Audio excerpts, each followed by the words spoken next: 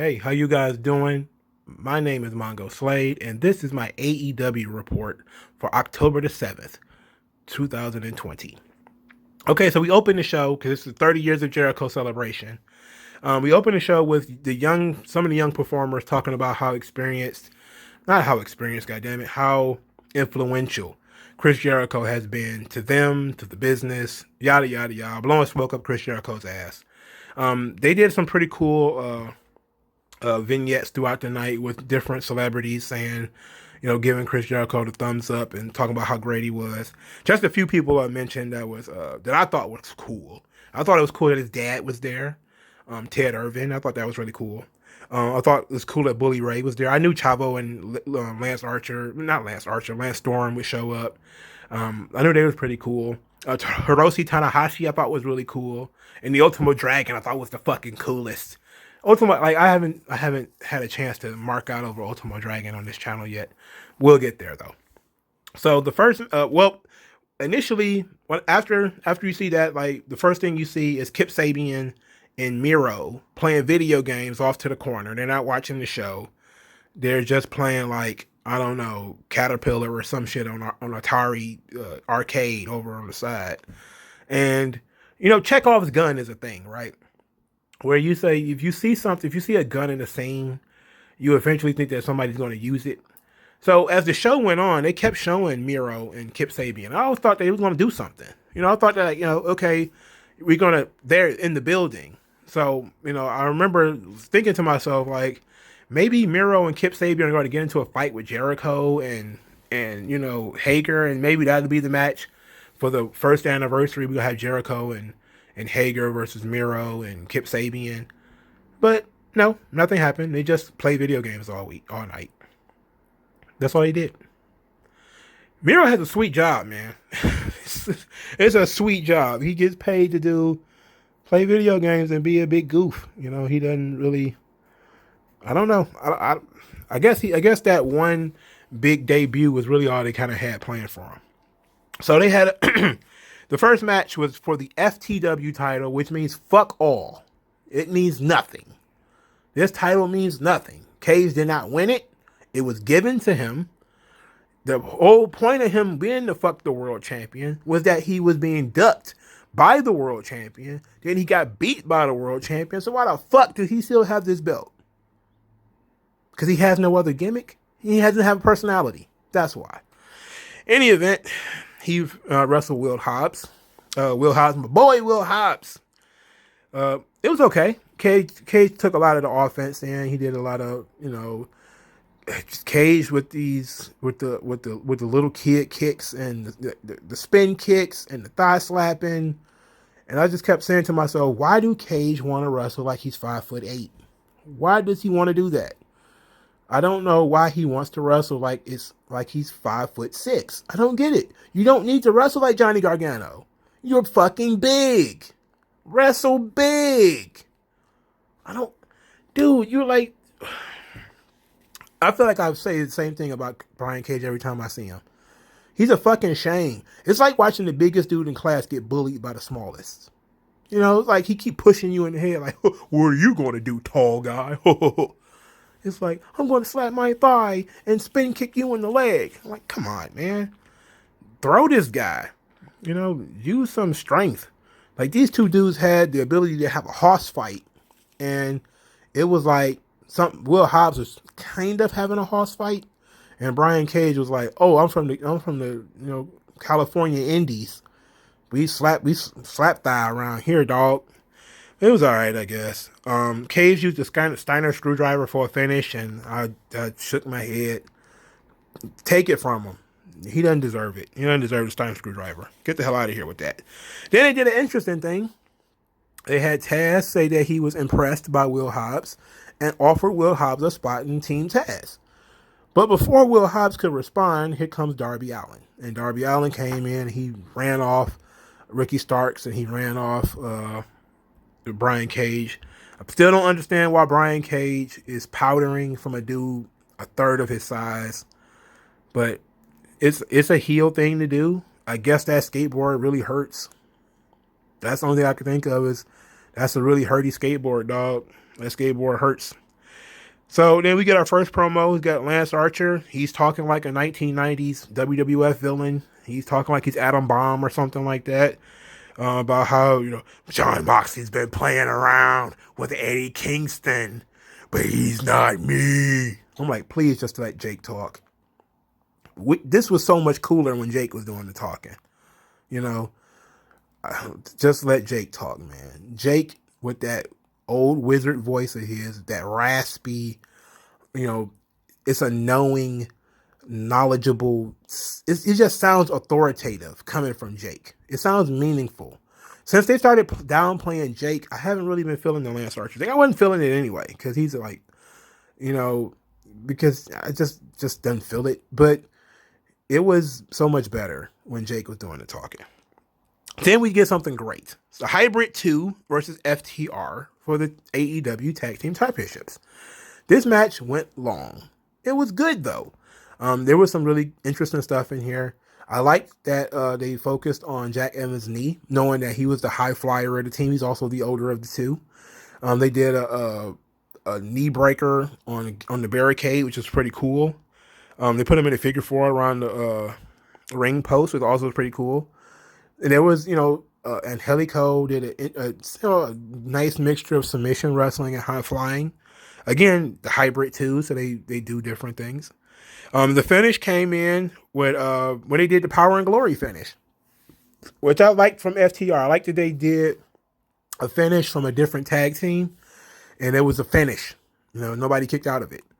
And I actually like this more than I like their usual finish, which always looks like shit. Which is the Shatter Machine, which is the elevated chest buster. It's like a elevated code breaker. I wanted to call it a lung blower, but the lungs are in the back. And so I liked it. I liked the old Power and Glory finish. It was great. So after the Power and Glory finish, it was a dope match. Got to give AEW credit. It was a dope match. Then the cameraman it's like a backstage skit, and this cameraman gets kicked by the Young Bucks, and I just was like, whatever. What the fuck ever. Then the screen, the Trine, I was about to call it the Titan Trine, but it's like, what do I supposed to call it? The Dino Trine? Let's call it the Dynamite Trine or the Dino Trine. The Dino Trine has a picture of Cash Wheeler and Dax Harwood as hot dogs with the AEW Tag Team Championships on. They photoshopped them as hot dogs. Now, for all the people who thought it was that, oh my God, FTR needs to leave WWE because they did that stupid back shaving gimmick with the Usos, they were being portrayed as hot dogs by a team that is nowhere near as talented as the Usos. At least the Usos, they could do silly. But the Usos are fucking great and they're credible. The fucking best friends are making fun of FTR, calling them hot dogs, calling them weenies, wieners. I was just like, oh. I almost gave myself a fucking ulcer, man. Like, this shit's bad. This is bad. I wasn't, because that match was so good, I didn't turn this off. I didn't fast forward it either. So I literally sat down and watched it. The promo was terrible. They called the best friends, said they're the number one contenders, and they wanted the tag team title match for the anniversary show. I was like, okay, that makes sense. Fine. If you gotta have we're gonna just have a pay-per-view on the anniversary show. Okay, cool. So then we had the dog collar. I know we had the MJF. He called Chris Jericho his hero and said he had some stuff for him later tonight. Okay, whatever. Then we had the dog collar match. Cody versus Brody Lee. And they trotted out Greg the Hammer Valentine and put him out in the middle of this island of empty chairs. Like, couldn't you just have a cameo video of Greg the Hammer Valentine watching from the comfort of his own home? Why did you bring that man and sit him out in the crowd? For what? Greg Valentine's got to be like 70. What the fuck did he need to be there for? Just so you can feel legitimate because he had a dog collar match and now you're having one? Greg Valentine is too old. What the fuck is he doing there? I do feel the same way when WWE brings in Ric Flair. Why does Ric Flair need to be there? Great, at least Ric Flair has a tie-in to the story, right? Greg the Hammer Valentine has nothing to do with this, other than, oh yeah, he had a dog collar match with Roddy Piper before, so he should be here in the building. And I guess it's a cool paycheck for him. He got to just show up. But he looks like a rock and roll icon from the 1970s.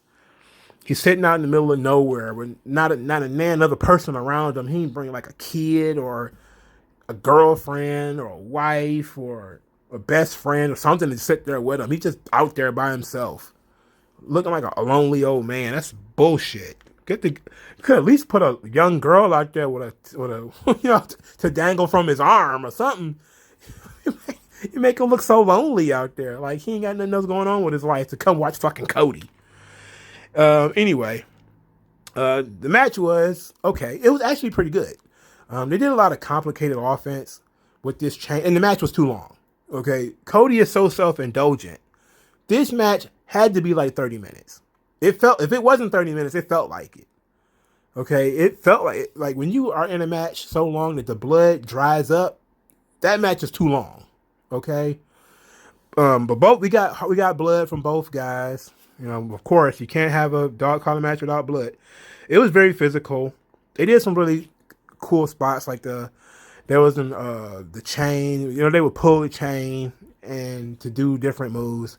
So Cody pulled the chain and he pulled Brody off the apron into an RKO. That was pretty cool. Brody later in the match pulled the chain into a boss man slam. That was pretty cool. Then during the commercial, Cody did a package pile driver through a table during the commercial. I'm like, why? Well, it's in the little box. It's the picture is in the little box. Can't you like tell Brody, look, we're gonna have to do this package pile driver in 3 minutes, so I'm gonna throw some bullshit punches and you throw some bullshit punches, and or I'm gonna just choke you with this chain for us, like 30 seconds, so people can watch the package pile driver actually happen. But they're wrestling like people want to are really paying attention to what's going on in this little ass box. A lot of people got up and walked away. I almost got up and walked away. I'm really not feeling picture in picture. Like, it's okay, but like usually NXT don't have them guys do that much in picture. They just kind of do like a standard headlock, or they'll do like some standard bullshit. But they did a big spot, a huge spot in the middle in the picture in picture. But it didn't matter anyway because the match continued to go on for another 15 fucking minutes. It just, look, the match was fine. The match was good, actually. I enjoyed it, but it was too long. It's supposed to be a fight, not where you guys do complicated moves like power driving guys through tables. That's not what a dog collar match is. Anyway, a weird spot saw that Brody Lee chucked this chair. He just threw this chair at Arn Anderson. Unprovoked, by the way. Just threw the chair, slung it. He's a heel, so I guess he doesn't need to be provoked. And Arn ducked the chair. He's supposed to. I would have hated to see what happened if he didn't, if he wasn't paying attention. And then he comes marching to the ring because there's no disqualification apparently.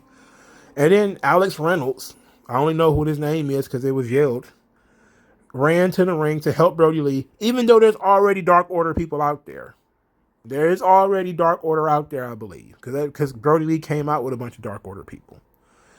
And just so Arn Anderson can give him a spine buster. Oh, okay. All right. The match had been going on for like 25 minutes when Brody Lee got hit with a crossroads and he kicked out at 1.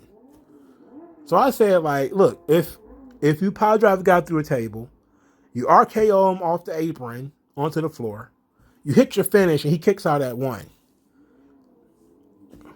There's nothing going on in this match. Okay, you're fucking murdering everything. At least make it a close 2. But for him to kick out at 1, I'm like, man, come on, bro. Come on, bro.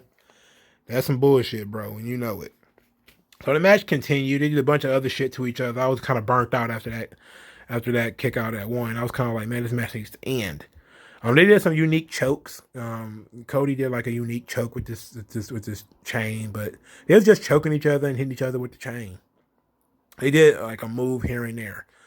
The finish came when Cody beat Brody Lee over the head with the chain. He was choking him and wrapping it around his head, and he elbowed it. Then he did another second crossroads, and scored the pin. And I was like, oh, yay, Cody won the title again. No surprise. No surprise at all. So then Cody Rhodes accepts his Academy Award by giving his promo. I love you guys. I've been doing this since I was 15 years old. I'm like, what are you talking about? Like, I don't get, like, who is he cutting this promo on? Like, they said I should go to a darker place because I changed my hair. I'm like, who said that? Who said that? Like, did JR say that? I guess they said that. I guess. Who is he cutting his promo on? I'm not pandering. I do it because I love you guys. I love this business. Like, Cody, turn that shit down. Turn that shit the other way, bro. Turn it down. You're going to be a heel in 2 weeks. Okay? You're going to be a heel in 2 weeks. Just turn it down. Just chill. And he still looks like an Elvis impersonator. Just turn it down. So he says that he loves the business, blah, blah, blah. He wants to defend the title on the anniversary show. And he says he doesn't care who it is. It's going to be an open challenge. And then Orange Cassidy comes out and gives him the tip of his thumb up. And then, of course, Cody responds. So that really stacks this anniversary show. Every title is going to be on the line, except the women's title. Because the women's, at least unless it's going to be Big Swole versus Shida. Because Big Swole actually wrestled. If you want to call what she does wrestling. And it's just pretty much putting every title on the line for this anniversary show. Which is okay. I don't mind them giving away pay-per-view quality TV shows. I don't mind it. So we get a tournament for the AEW World Title Tournament. They're announcing guys in groups of 3. I don't know why. Just released the bracket. But the tournament is now going to be Jungle Boy, Kenny Omega, Rey Fenix, Wardlow, who lost his only match. Why is he in this tournament? Don't know. Colt Cabana. You heard them crickets? And Adam Page. So those are your 6 guys that's in the tournament so far. There's still 2 more spots. Whatever. So then Kenny Omega cuts this promo when he talks about if you, and it's really bad because he can't cut a promo. He can barely talk. He can barely talk. But his acting is also shit. Like, he was trying to be arrogant, but he didn't come across arrogant. He came across fake. But I was paying attention to what he said, and what he said was, if there's a tournament anywhere in the world I won, I'm a singles wrestler now, and that basically he's called Adam Page a tag team wrestler and saying like it's some guys are just tag team wrestlers like Adam Page. He said it twice, and he said it so obvious that that if you were supposed to keep catch on to it. Like the first time he said it, if he just said it like the first time and that was it, I would have been like, like that's a nice little jab. But when he said it the second time, he kind of put some emphasis on it. Like, some guys can only really be good in tags, like Adam Page. I'm like, okay, whatever. I get it. So Big Swole wrestled Serena Deeb. I honestly was not paying attention to this match at all. I doubt that I actually watched it. And then we get to the best thing that has taken place on AEW Dynamite in a long, long time. And you're going to be surprised about this, because it involves Jon Moxley. This video package of Jon Moxley sitting in a bar talking about Lance Archer, the whole package was so well done. It was top-notch, big-time shit. I have to break it down. Okay, so you got Jon Moxley walking through the desert, cracking his knuckles. That's kind of corny, but I get the visual. He's sitting in a bar. He got a little drink there. He's talking about how dangerous Lance Archer is. He's and he's talking about Lance Archer like he's like he's dueled him before. Like in Lance Archer, they cut the promo that yeah, we wrestled in Japan, and and but you know, like I said, John Moxley's coming across like an old western. Like there's two old grizzly guys that have been in a war. We got into a fight a couple of months ago. You know, back yonder. You know, so he's like, I barely escaped Tokyo with all my teeth and my head on my shoulders. You know, like he talked about like it was dangerous. Like a man doesn't beat Lance Archer. A man survives. You know, and the music is playing, sort of the Western guitar, and you get this the old feeling, like John Moxley is concerned, but he also has this bravado, the old Western bravado, like I'm showing up to fight anyway, even though I don't have the advantage, even though it's likely that I may lose, even though I may get hurt, even though you may come out, guns a-blazing and try to destroy me, you would have to kill me to get this title. And then he flipped the coin. And it's a symbolism, heads or tails, anybody could win. And then he says that basically, everybody, like you say, Lance, everybody dies. Like I'm willing to take the chance. I'm showing up to take the chance. And then he took his drink and that was the end. But it was fucking good. It was fucking good. I enjoyed that. If Lance Archer's promo was similar to that, except for with Jake Roberts talking about, how their last match went and how, Moxley barely survived their matches in Japan. They've had more than one match, though. They have two. And, they say, like, if Jake Roberts with that voice, if he'd got to tell that story, it could have been so good. But they let Lance Archer talk. He sounded like Adam Bomb. And so you have Moxley, who's taking this match very seriously. He's taking his match very seriously.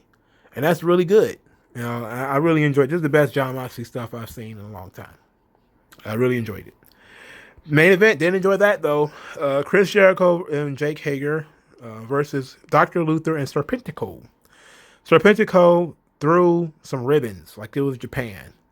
Like, I don't know where they came from, but they just kind of sprayed out of his hands like he was Spider-Man during his entrance. And I kept saying to myself, I've never seen these guys before. I've never seen them tag team before. I've seen each one of them individually. Never seen them tag team before, and now they're in the main event of the show. So, that should tell you the power of Jericho. Jericho just wanted his friend in the main event. His friend gets the main event. And Serpentico looks like a 12-year-old boy. He's small. He's underdeveloped in his chest and arms. Has no muscle definition whatsoever. The Serpentico ribbons thing was okay, I guess. It might have been cool if he did.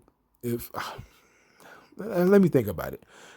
Let me say what I got to say, then I'll come back to it. I'm legit like, it was kind of corny, but it was also original, and I didn't see where the ribbons came from. So it wasn't like I saw like the stuff in his hands, and then, so maybe let me talk about it later. So, like I said, Serpentico has the body of a 12-year-old boy. Dr. Luther did a dive onto a bunch of people, like 48 people took a bump because Dr. Luther fell off the top rope. Well, he jumped, but he basically fell off the top rope. And the finish came with a Judas effect. So Jericho obviously wins. The match absolutely was nothing. I think, yes, it was the 30 years of Jericho. Jericho main events the show. Makes sense. I think the dog collar match should have main evented the show. I don't see the point of the dog collar match being stuck in the middle of the show. Just don't see the point of it. It should have just been the main event. It's what people were tuning in to see. Yes, everybody was coming to see Jericho, the celebration of Jericho. You could have just said, oh, we were going to dedicate this match to Jericho or whatever the fuck. Nobody wants to see fucking Dr. Luther in the main event of the show, especially in a match that he's not going to win. What the fuck was made no sense to me. So the post-match promo, Jericho sounds almost like he's about to turn face and start talking about, thanking the fans for his 30 years. And then MJF comes down. And I'm thinking to myself, okay, we're about to do something interesting here. Maybe MJF is about to turn Jericho face. And that's where I think we're going with this, by the way. I don't think MJF is going to turn Jericho, join the Inner Circle. I think he's going to turn Jericho face. But so he comes out with a gift for Chris Jericho, and it's a Clownico, a man in a sparkly Chris Jericho jacket, wearing clown makeup and a clown wig, and it was so stupid. It was incredibly stupid. And then he brought Chris Jericho a picture of MJF, a picture of himself that Jericho promptly hit the clown over the head with, said that he hated clowns, and told MJF to never interrupt him again. And then they both fake laughed at each other after like a tense moment. Like, oh yeah, you know I was just joking, right? Like, oh yeah, of course I was just joking. Ah, fuck out of here. I was like, okay, whatever, bro. So the show was a 2-match show. FTR once again had one of the better matches on the show. They've been doing really well with this brush with greatness thing. They're really bringing out the best in FTR because they're actually going out there to work with a lot of different teams. Dog collar match was pretty good. Can't hate on it other than saying it was too long and they did too much shit. But otherwise, it was a pretty solid show. You know, well, I shouldn't say it was solid because other than those 2 matches and the Moxley promo package, I really kind of thought like, it was kind of blah. But that's a regular week of AEW for me, is to think that it's blah. But overall, I really enjoyed those 2 matches. But let me know what you guys thought in the comment section below. Like this video, share, and subscribe. I'll talk to you guys later. And I decided that Serpentico throwing the ribbons was cringe. So I'll talk to you guys later.